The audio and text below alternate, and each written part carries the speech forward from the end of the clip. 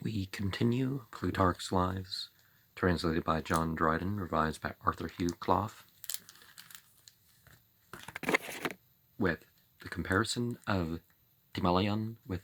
Aemilius Paulus. Such being the story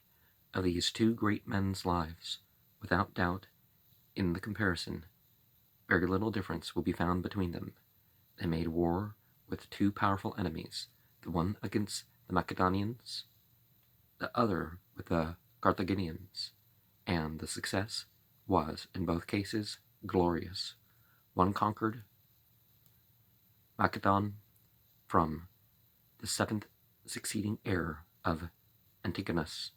the other freed Sicily from the usurping tyrants, and restored the island to its former liberty,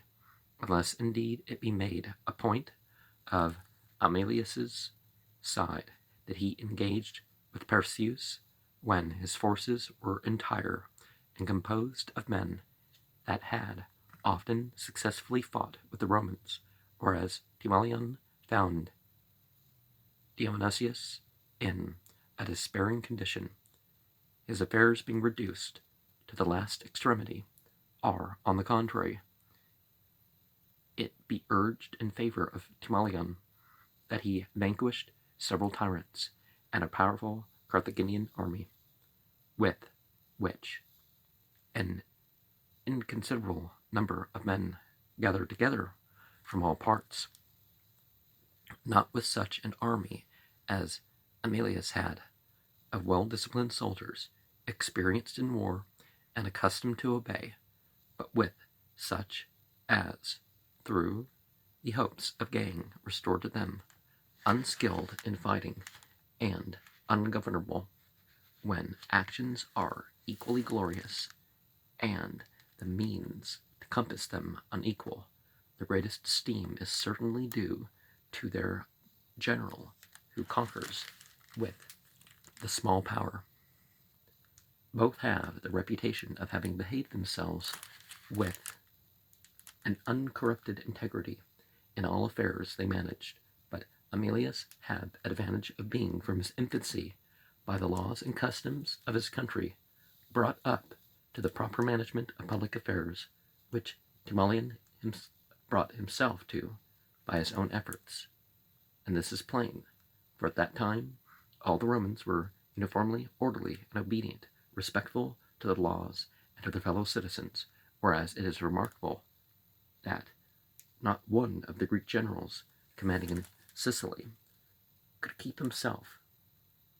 uncorrupted except Dion, and of him many entertained a jealousy that he would establish a monarchy there after the Lacedaemonian manner. Timaeus writes that the Syracusans sent even Gylippus home dishonorably, and with a reputation lost by the unsatiable covetousness he displayed when he commanded the army, and numerous historians tell of the wicked and perfidious acts committed by Pharax the Spartan and Gylippus the Athenian, with the view of making themselves kings of Sicily. Yet what were these men, and what strength had they to entertain such a thought? The first of them was a follower of Dionysius, when he was expelled from Syracuse, and the other a hired captain of foot under Dion, and came into Sicily with him. But Timoleon,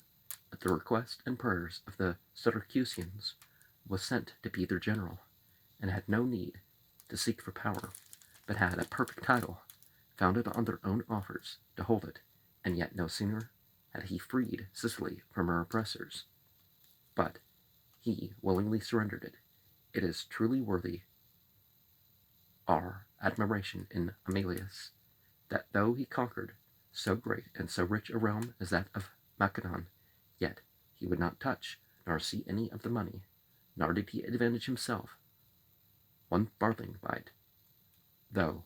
he was very generous of his own to others.